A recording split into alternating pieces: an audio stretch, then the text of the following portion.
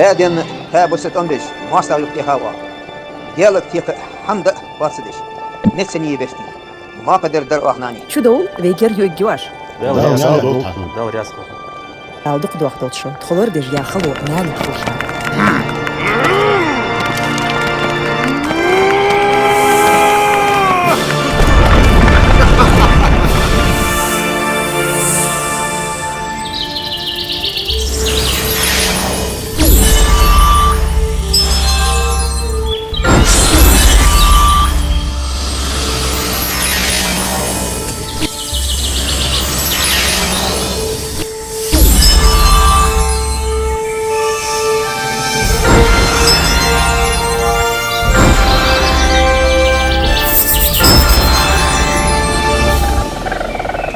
Marshall ده بسياسة صوص. ما فوق حقبتك شركة حوالي شركة فيصل دوخوي Så Faisal yıl ama vaksız. Sağlık evne vardı. Din çani ben çani gibi. Şun dik kaldı.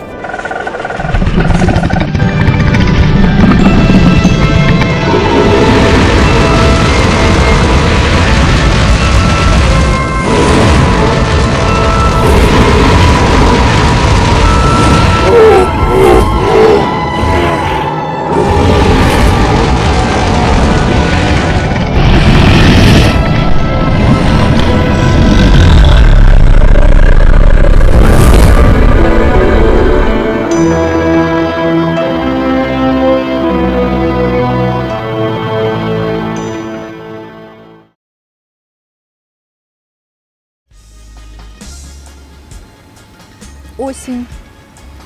Именно в это время, в далеком прошлом, наши с вами предки, закончив наконец все свои хозяйственные полевые работы, долгими тихими вечерами у очага рассказывали подрастающему поколению о легендарных героях, об их удивительных приключениях.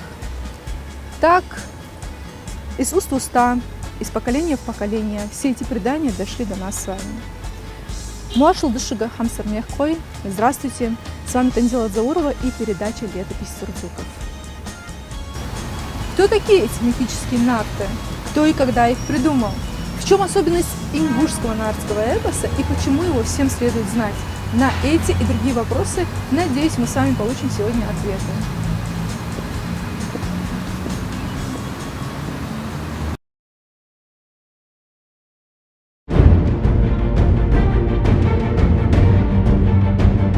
Вершиной развития народного словесного искусства признается эпос. У каждого народа он имеет свою историю, свою морфологию и свою поэтику.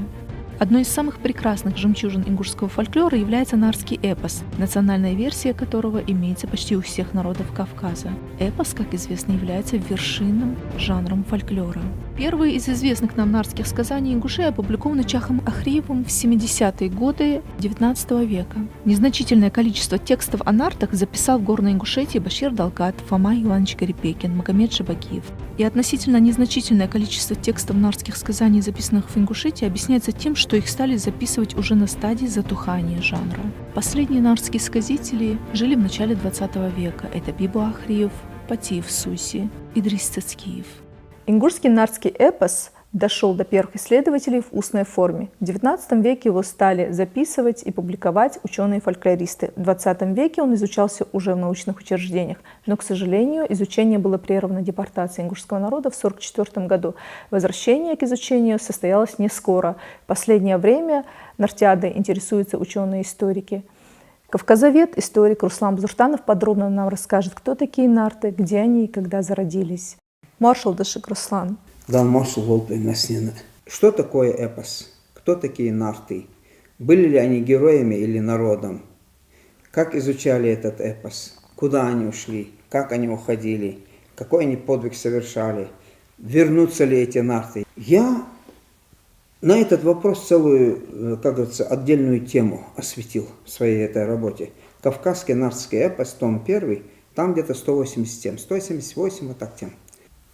И вот там, где я рассказываю, кто же такие нарты, я даже с подразделом вот на этот вопрос отвечаю. Я привожу всех исследователей 19, 20, 21 века, которые тоже задавали вопрос, кто такие нарты. Одни говорили, что это народ. А другие исследователи приводили доказательства, что это всего лишь герои. Вот, например, Клицкий такой был исследователь 20-х годов 20 века. Здесь на Северном Кавказе работал, профессор. Он считал, что это, говорит, просто герои. Наши исследователи, вот Мальсагов Ахмед АО, он считал, что это дружина. Дахлигов Ибрагим тоже где-то вот в этом ключе. Я прочитал сообщение о том, как отвечали на этот вопрос ингушские старейшины. Они утверждают, что вокруг Назрани жил народ, который обозначался нарты. И именно их мощи лежат у нас, говорят, в склепах. Не тлея уже 2000 лет. Они их считали народом. Я его даже назвал Кавказский нартский эпос. Почему?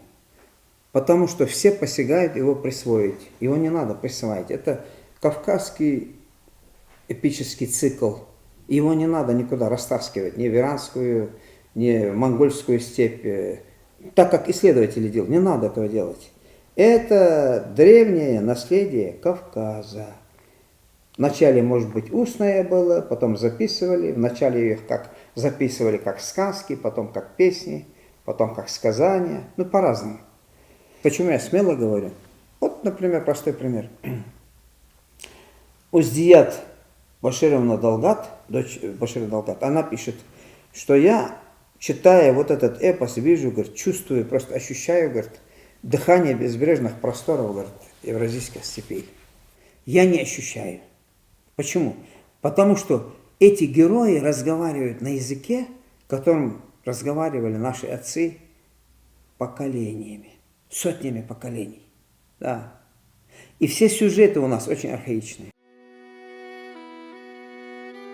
Вот что пишет доктор исторических наук, кавказовед Евгений Игнатьевич Крупнов о различных версиях Нартиады. И сейчас я вновь со всей категоричностью хотел бы подчеркнуть свой главный тезис о том, что героический нартский эпос – это результат самобытного, а не заимствованного творчества сугубо местных кавказских племен, носителей родственных языков, развивавшихся на основе древнего и единого кавказского субстрата.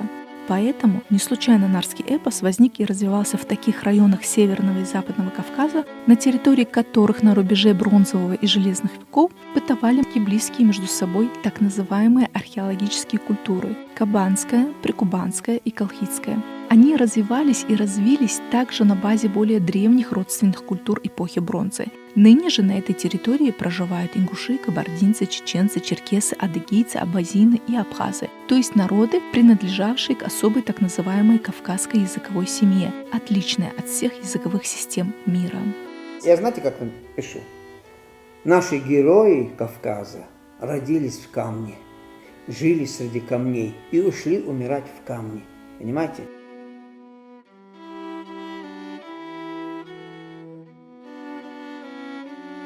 Согласно ингушскому преданию, герой нартского эпоса Кулой-Кант жил высоко в горах. У него была своя пещера, куда он запирал большую отару овец. Валун, которым он задвигал эту пещеру, закрывая ее, не могли сдвинуть с места 60 всадников. Проведав о его силе, другой герой нартского эпоса Сескасоса позавидовал ему и решил проучить Кулой-Канта.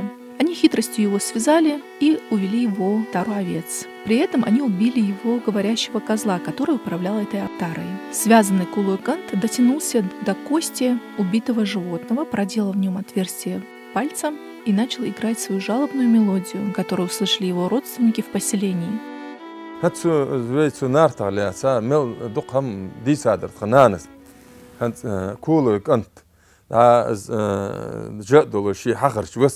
توليقا غازا تخكا بلغش اشتيا ارجج يا خاتو زلقا يوختو شردك دقا يوختو دق الى دقات ارج جينو سا دو كايش جينو دو يا خجدي خيدو يرقل وسا درك دسا جو تعدل خوش همار دوش خنطن اخشي از يشلقا يوختو دا خزا Поняв, что с ним что-то не так, они пришли к нему на помощь и освободили его. Освобожденный Кулуй-Кант яростно бросился в погоню за Сескососой. Сескососы, когда узнал о том, что за ним погоня, очень сильно испугался. К этому моменту он приблизился к реке Терек. Терек был очень буйным, и перебраться через него Сескососы не мог. Тогда он взмолился Тереку и попросил усмирить свои воды, а взамен он обещал ему золотой пояс. Свой золотой пояс он снял и бросил в Терек, а Терек усмирил свои воды. Успев перегнать половину отары овец, Сескососа сам с дружиной успел перебраться на другой берег, до того, как Кулуй-Кант к ним подоспел. Поняв, что все-таки они от него ускользают, разъяренный Кулуй-Кант взял огромный валун и бросил через реку Терек вслед за Сескососой. С тех пор этот камень там лежал, и его называли камнем Кулуй-Канта. По ингушским легендам, вскоре этот камень был раздроблен, и из него была выстроена Чарасская крепость. Руслан, вот как раз вы подводите к теме, где и когда родился нарский эпос. Время зарождения нарского эпоса и признаки в эпосе, которые говорят о том, что именно это и время является зарождением его. Вот смотрите, очень интересный вопрос. Почему? У меня по этому вопросу целое эссе. Время зарождения нарского эпоса. Время становления, я его правильно пишу, время становления нарского эпоса. Отвечаю словами и Абаева, и Крупного, и того, и другого, и 180 людей туда приобщаю и привожу. То Миллера, то Ковалевского, то Долгата, то ингушских авторов, осетинских авторов, массу. Вы знаете, чтобы определить время зарождения вот этого нарского эпоса Кавказа, для этого надо опираться на что? Не только вот на этих авторов, что они там написали. Посмотреть, какие сюжеты. Вы знаете, что временные хронологические рамки сюжетного содержания у разных версий совершенно разные. Совершенно разные. Если мы, например, начнем рассматривать нарский эпос, ингушскую версию, получается что? Да получается то, что сюжетная канва рождения героя из камня, она один в один, слово в слово повторяет древний шумерский миф о Иулкиуме, о герое, который был рожден в Кумарби, сочетался, говорит, со скалой, и он рожден. У нас не Кумарби, у нас Нявби. Кумарби – это хуритские, шумерские мифы. Вот, например, Василий Иванович Абаев пишет, что время зарождения нарского эпоса, ну, по крайней мере, осетинской версии, это эпоха скифских перекочевок. Ну, конечно, он подводит это под то, что интересно ему. Другой вопрос, что он же должен его связать с осетинским этническим массивом, так или нет? Так. Но что делает Василий Иванович дальше? Он берет всех основных героев, ну каких? Хамаца, Урызмага, других. Он их связывает происхождением с монголами. Монгольская эпоха, когда здесь? 13 век в итоге. Но в эпосе во многих сюжетах описывается время хронологически там на порядок раньше, это тысячелетия вперед. Да. Знаете, вот я когда начинаю вот эту работу, я там одно эссе пишу. Какое? Что такое эпос? Я там привожу древнегреческое. В древнегреческом эпос он звучит эопа, что в переводе обозначает выдумка. А ну-ка, аламетл, может это... Опа, да, опа. Но у нас она не выдуманная ткань. У нас она живая ткань ингушского, из поколения в поколение передававшегося устного наследия. Вот один из исследователей, краеведов, Гарри Пекин, он правильно сказал. Я удивляюсь, говорит, как слово в слово передали древнегреческий миф, который вышел 3000 лет назад, говорит, люди ознакомились. Как они его передали слово в слово, мне его рассказывает в затерянном селении среди каньонов горных ингушский старик, который незадолго до этого показал мне 15 своих предков в склепе. Тела 15 своих. Значит, он здесь несколько столетий отсюда не выезжал, правильно? Правильно. То есть он не мог нигде учиться, не мог нигде ознакомиться. И он оттуда, с этого каньона, как с этого ущелья вообще не выходил в жизни. Как это тогда получается, говорит? Такая же история удивительная с девушкой Ио, Юцером Йомей. Это прикованный Прометей. Какое это время? Это 2300 лет назад. Но там обозначаются какие места. Место Хулия, богатое лесом, Хулия Юцер. Там дальше идет Пармат идет. Место героя. Вот, например, если взять тему похищения огня и возвращения огня, да, вот в разных версиях. Разные герои, Насран Джаке, Сосруко, там, в абхазской версии, в ингушской версии эти действия разбиты по героям и по этапам осуществления вот этих подвигов. Один у нас возвращает огонь, а второй герой, Курк, он не огонь возвращает, он возвращает людям барашков и тростник. И все это у нас указано в древних архаичных преданиях, конечно, которые мы где-то не ходили, не черпали, не переписывали. А это от отца к сыну передается поколениями. Да, это удивительно. Это просто удивительно. Время и место становления ингушских преданий, нашей ингушской версии, оно удивительно, оно богатое, оно архаичное. Но, конечно же, не я это заметил, что они архаичные, эти сюжеты. Это и Мелитинский, это и Трубецкой, это и Леонид Петрович Семенов, это и заграничные исследования, и ряд немецких, французских исследователей это заметил. Даже Петр Услар написал в письме одному своему товарищу, это середина 19 века, он написал: это удивительной красоты, говорит, и необычайные по своему содержанию, говорит, богатейшие, говорит, сказания, говорит, вот нартов. Я, говорит, очень хотел бы, чтобы мы эти предания и записывали, и изучали. Кстати, Руслан, дополню ваше сведения. Может быть, вы об этом знаете, но я знаю ввиду того, что я житель Жарасского района. Место Пармат находится как раз над Тхули, на склоне горы.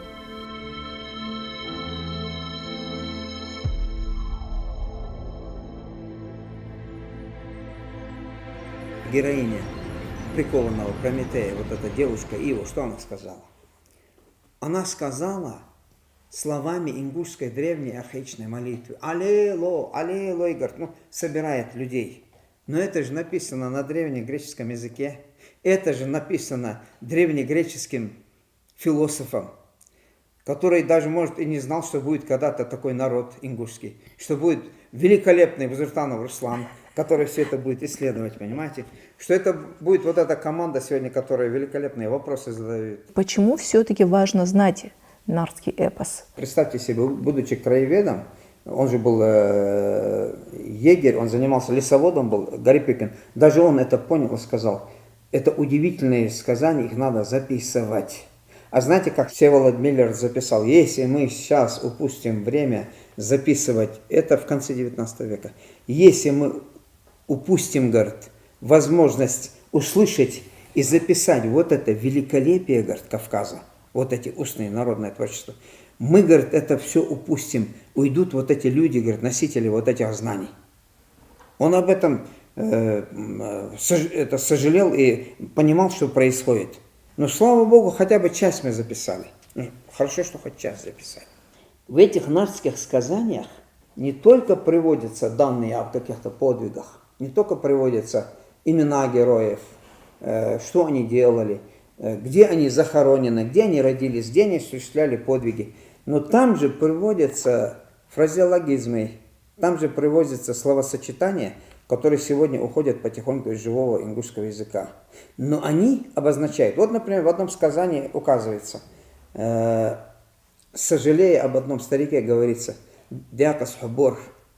Оказывается, это, знаете что? Уставший волк, оказывается, в другом значении. Уставший старый волк. Он обращается, один из героев обращается к старику. Вот эта героиня ингушского эпоса Жербаба, да, она очень много обращений делает к героям, которые сегодня могли бы быть наставлением. Она их оберегает, она учит их правильным поступкам. Многие возможные какие-то злые действия, которые могли осуществить вот эти молодые герои, которые не очень осознавали, что они там наносят иногда и зло каким-то людям, да, они от этих поступков отказывались по советам вот этой мудрой женщины. Она была наставницей вот этих нартов. Она им многое подсказывала. Такими же функциями обладает в ингушском эпосе вот эта Вот кширт. Да. Он тоже во многих местах спасает их. Да, спасает. Иногда они его незаслуженно обижают, но он все равно это воспринимает очень толерантно. Да, да. Ну, например, есть, например, такой же аналог есть в осетинском эпосе, да? Сырдон. Но он немножко, у него более злые шутки, и у него более такие поступки, которые иногда и к гибели приводят героев. У нас этого нет. Но, конечно же, там идут и внутренние противостояния, внутренние эти споры, но все равно герои друг друга, видно, что герои друг друга оберегают. Да, как бы это ни было. Ингушские герои друг друга оберегают. Вот я вам простой пример приведу. Есть такое сказание архаичное, Сеска Солса и Хамчи Патерас. Там они, когда спорят, вот этот Патерас, он верх одерживает. То же самое Сеска Солса и Кендешоу. Даже когда Сеска Солса к ним в гости приходит, там мать вот этого Кендешоу, она ему там ключицу ломает, ну, обнимая, она богатыршей была, да. Ну, тот потом его излечивают, но все равно, смотрите, они друг на друга не обижаются. Когда спор разрешенный в стране мертвых, да, вот это такое древнее сказание у ингушей, когда вот этот Бятер выигрывает у Сеска Солса, тот не только на него не обижается, он говорит, истинным героям, говорит, стыдно обижаться друг на друга. Да, ты оказался, говорит, сильнее, ну его признали сильнее в этом царстве мертвых. А он что делает? Он роднится с ним. Нарты и памятные шесты на могилах героев. Это отдельное эссе, это удивительно. Столько там интересных параллелей я выявил. Да. Нарты, например, и скачки, нарты и лошади. Я понял, что это полотно, это детище Кавказа, его надо всем вместе защищать от чего? От попыток куда-то его отнести, то в иранский мир, то в монгольский мир. Да, вот эти герои там, Гуриев, Абаев и другие авторы говорят, вот такие-то, такие-то герои, это дети аула Нар, аула Солнца, да, монгольского. Но вы меня извините, монголы сюда не эпос пришли это распространять. Они разорение осуществили на Кавказе. Конечно же, герои нарского эпоса кавказского, конечно, не могут иметь монгольские корни. Понимаете? Смотрите, вот интересно еще параллель какая. Вот, например, в каждом народе есть обозначение отца-матери. Дада и Нана. Ну, так, ну, к примеру, да, у ингушей. Да, это отец, Дада это отца-отец, Нан это мать, Нани это бабушка. Вот представьте себе, у осетин там Фада, Мада, там отец, мать, да? У адыгов тоже обозначение отца-матери, у абхазов обозначение. А вы знаете, что в эпосе все обращаются, герои обращаются к отцу-матери Нана. Это о чем говорит? Даже знаете, как в абхазском эпосе Нанайки, так обратился абхазский нарский дедушка к внучку. Ай хавол Нанайки, ахаол, да, Алламитл. То есть все ингушские обозначения внутрисемейные, они присутствуют во всех версиях. Получается что? Получается это древний, мудрый, живой эпос Кавказа. У нас язык начинается на «ф». Фу – это что? Звук. Фунях – это некто, да? Фу – это звук. А фу – это звук, фу – это воздух, фу – это семя. Мы рождены на этой фонеме, как говорится. Я это в своей вот этой предыдущей книге давным-давно доказал, 2019 года, об исконности фонемы «ф» в ингушском языке. В этом плане я очень толерантен, как исследователь. Я это должен здесь доказывать выдержками, языком эпоса, говорить о языке эпоса, говорить обращения какие. Там у них все ингушские древние обращения во многих версиях, и аляла и так далее, понимаете? Даже вот эта девушка Иова, как обращается, когда зовет на помощь, алело, алело, говорит. То есть идите на помощь. Вот это алело, аллилуйя, оно в молитвах многих народов. Да, многих народов. Но оно же, вот это аллилуйя, вы знаете, как римские воины германского происхождения, они били мечами о щиты и вызывали противника на бой и говорили, знаете как, аллилуйя, то есть, внимание, говорит. Да, это не сегодняшний термин, но в нашем древнем языке у нашего народа он сохранился. Руслан, и теперь вот очень важный вопрос, что для ингушей представляет нарский эпос, чем он является? Вот у нас есть памятники материального наследия культурного, это наши башни. Они очень важны для нас сегодня, у каждого тейпа есть своя родовая, они дорожат этой башней. А вот этот эпос, кто-то его воспринимает просто как какие-то сказки, небылицы и мелочи, на которые не стоит обращать внимание. Что представляет для нашей культуры нарский эпос? Вот сейчас очень хороший вопрос. В Жайрасском районе когда-то было такое поселение. Как оно называлось? Эшкпха. Что это за Эшкпха? Оно руинировано, его уже нету. Это родина знаменитого героя Эшка. Ингушского. Что он переводится? Это железный. Например, есть ли, например, в адыгском и осетинских эпосах? Конечно, есть. Эш-Богатар указан у осетин. А у адыгов, многочисленных сказаниях. Смотрите как. Я вам зачитаю стихами. Эшёх, отцом был Эшемезаёх. Крепкий был он, как железо. Дуцарь Эшде. Разговор идет про железо. Но само название железа в адыгском языке не эшки, по-другому.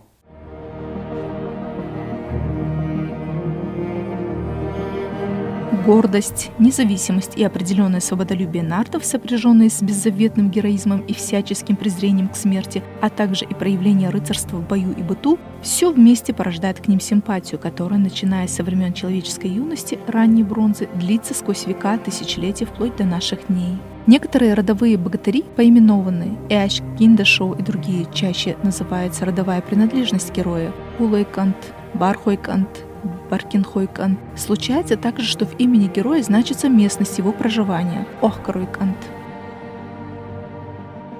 Был такой еще Цок. Он тоже место имел, где он действовал, герой Цок. Был Тох. У него тоже место. Вот, например, в вашем родном месте Танзила, в ваших вот этих селениях, Салги, там рядом, там 2 людей знаменитых похоронено. А ну-ка. Сескасоусца и Тумри Ги. Нет, там еще вот этот Маго. Маго, конечно, Маго. да, Маго. Вот представьте себе, вот эти герои, они у нас участвуют в нарском эпосе,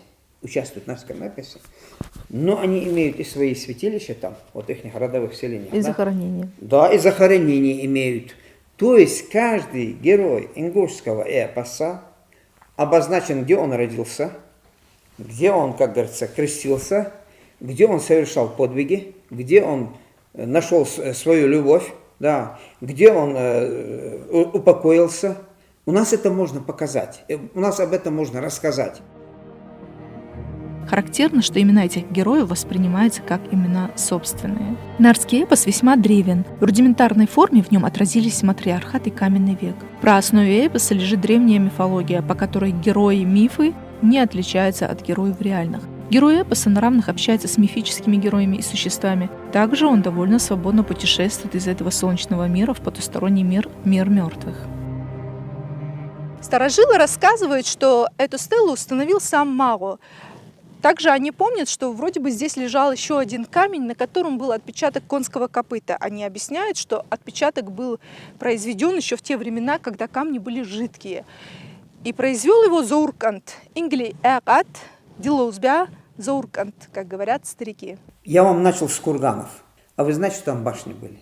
Там же столько заградительных стен. Там руинированные останки огромных крепостей стоят. Имена вот этих героев идут в родовые хронологии, в линии этнархов по каждому тейпу. У нас в эпосе, знаете как еще?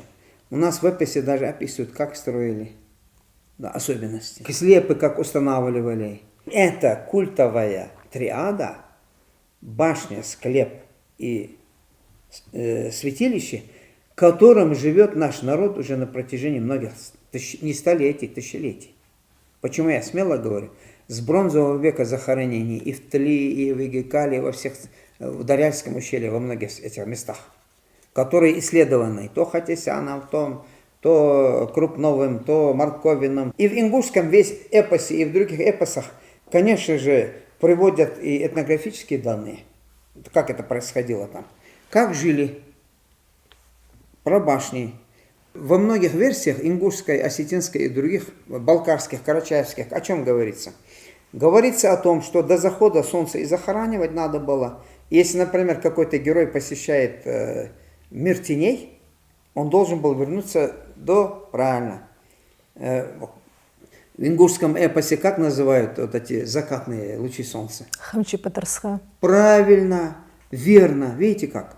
То же самое в осетинском эпосе, то же самое в балкарских сказаниях. Там тоже до захода солнца надо и захоранить, до захода солнца завершать надо дела и возвращаться или оттуда, или из походов, или с гостей и так далее, и так далее.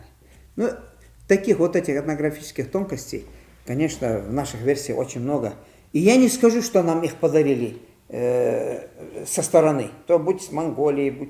У монголов есть свои улигеры, очень красивые эти предания. Очень красивые. У иранских народов свои предания. Но это не нарский эпос. Очень важный вопрос. Вы мне, когда мы сюда ехали, передачу снимать, вы сказали: Руслан, а есть такое, что вот наш эпос отличает от вообще эпического наследия всего мира? Есть такое? Да? Отвечу. У меня целая статья, целое эссе посвящено, вот целый раздел посвящен этому. Да. Вот смотрите, знаете, чем отличается во всех мировых наследиях эпических? Эпос, там, цикл сказаний. Там герой и народ. У нас не герой и народ. У нас героическое общество описывает его жизнь, его быт, как он жил, как он захоранивался, как он между собой, там люди спорили. Но это общество демократическое и, смотрите, несословное. Это очень важно, сейчас расскажу. Если в других сказаниях там князь или герой или хан, да, а остальные все это подчиненные, да, а здесь они все герои. Они каждый не считает другого выше себя. Каждый герой не считает. Они за это сражаются, иногда и между собой спорят. Потому что это описание жизни древнего несословного общества. Смотрите, например, склепы описываются и в балкарских сказаниях, и в этих, и в ингушских, осетинских. Что такое склеп? Склеп – это место упокоения по родовому признаку кого? Несословного общества. Почему?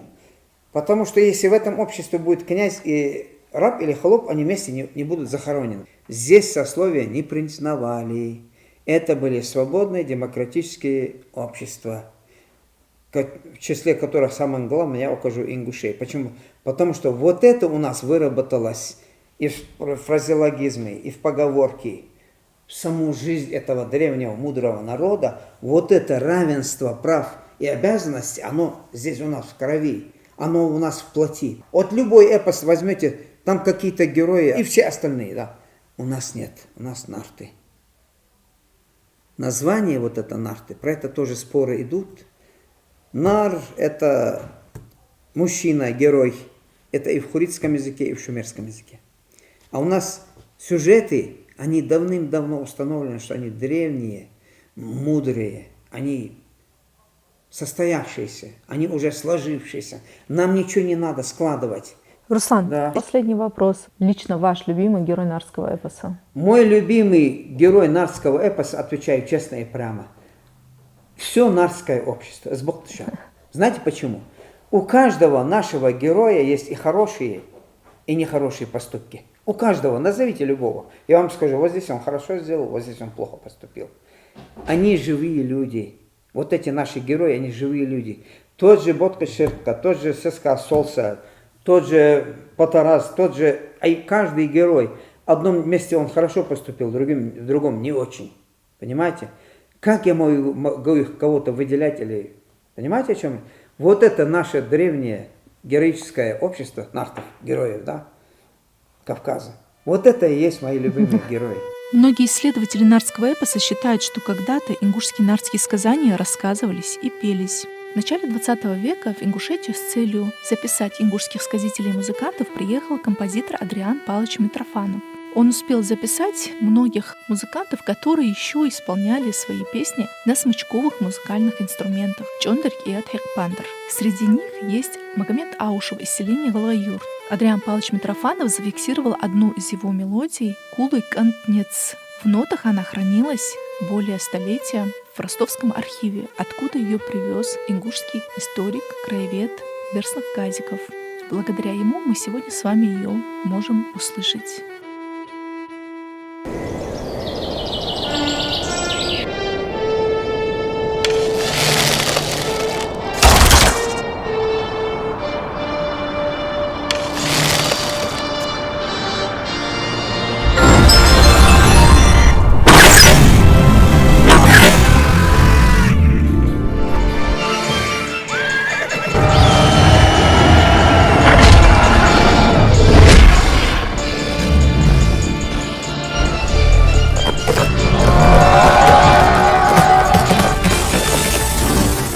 هادن هابوست أمبش ماستر يبتهاوا ديالك تيك حمد باسدش نتسني بشتي ما قدر در أخناني Чудол, вегер югюаш.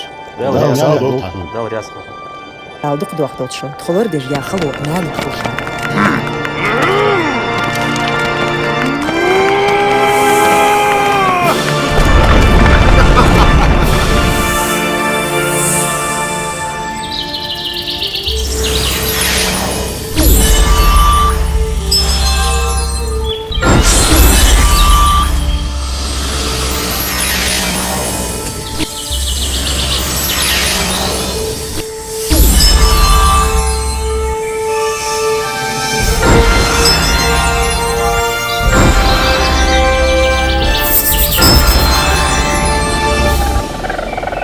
Маршал, да, сельский соус.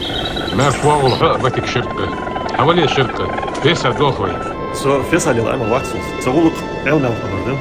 Din çani, ben çani gibi. Şun dik hal.